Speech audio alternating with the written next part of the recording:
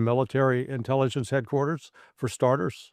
If they've got any, know of any particular bases where there are NATO personnel or British personnel, that they could destroy that, hit that with an Oreshnik.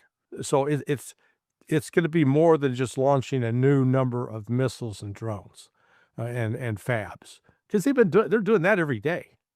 You know, it's tough to tell. Is that escalation?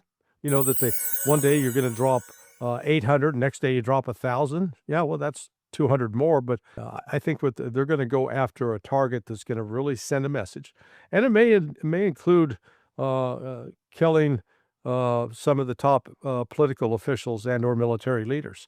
Up to this point, Russia has not done that. Ukraine has done it over and over and over and over. Russia hasn't.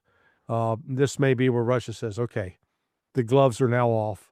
All of these people are targets, and they'll start killing them. But I don't think the Russians were just, issuing an idle threat. They don't do that. When they say that this is, they've already picked a time, place, and method of retaliation. So they've given some thought to this beforehand, that, within a plan, if we have to escalate, this is the next step up. And that's where we're at, I think. If this was the only escalation, miscalculation, if you will, it would be one thing, but it kind of builds into all these other waves we've seen, especially over the past months.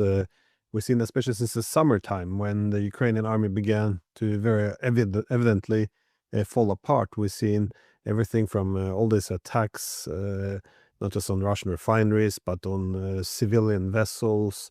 And it's just, and they all kind of have the same thing in common. That is that they will demonstrate, will suggest an escalation in the war, but also it's very hard to imagine many of these things being done without external support, that is from some NATO countries.